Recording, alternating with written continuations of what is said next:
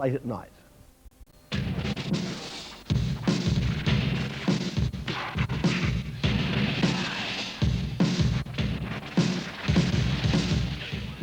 Their trademarks, or tags, are everywhere.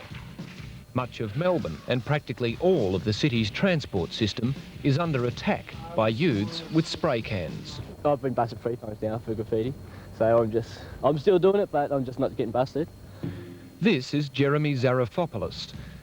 He's a member of the 3174 gang, which takes its name from the postcode of Noble Park, one of many Melbourne suburbs where gang activity is on the increase. Okay, Ross, Judy, we're going to be concentrating on the Baronia area tonight. Sergeant Doug Wintle admits that he and his transit police colleagues are fighting an uphill battle. There was a time when graffiti was the only problem they had to deal with, but now it's been replaced by vandalism on a huge scale and gang violence. Well, we've got slingshots, different array of knives, imitation firearms, the martial art weapons and nunchucks, the star knives, homemade brass knuckles. Do they carry these just for show, or do they actually use them? Oh, well, it's a bit of both. Some for a bit of intimidation, and others have been used in brawls, etc., especially the baseball bat. That's a popular one. We've got on file at the moment nearly 80 identified gangs. When I say gangs, I mean their grassroots are at graffiti, but that's just a starting point from vandalism all the way through to assaults and robberies.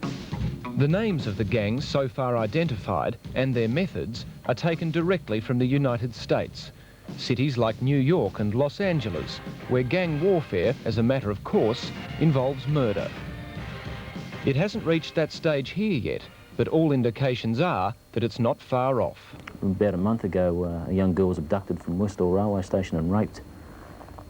So it's got that severe. We've had quite a few serious assaults. People have been put in hospital, knocked unconscious. They have a method called steaming, where they go en masse into shops, take over the shops, intimidate the staff and virtually clean the shops out. So it's gone further than just gang on gang now, it's gang against public. In trying to curb these problems, Doug Wintle and his crew take to the streets and railway stations every Friday and Saturday night.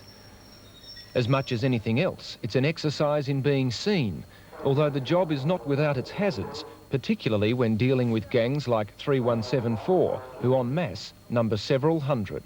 Well, I don't really wear colours that much. I'm a member of 3174, I don't need to prove to everyone anymore. They already know who we are, what we look like. Causing too much heat, the colours now, are they? Yeah, too much heat. Been hearing that around the traps. Just before Christmas, we had a plainclothes unit was attacked on the train by members of that particular gang and another gang meeting for a fight. Our members were virtually meat and sandwich, if you like, and were hit with iron bars several times and had to make a retreat. I feel like smoking, I feel I'm gonna crack. I feel like fighting and breaking somebody's back. There is violence, if someone hassles like any of these dudes out here, like I'll go back and I'll want to hit them or do whatever. Do you carry weapons? Nah, not at all. Never? Oh, like sometimes there'd be a big brawl and there'd be a stick on the floor and there'd be another guy with a stick and he'd just say, yeah, get the stick. Hit him over the head and they'd come back and they're doing exactly the same thing. It's just dog eat dog when you're fighting someone you don't like. Gang warfare is one thing, but vandalism on Melbourne's public transport system last year cost Victorian taxpayers $5 million.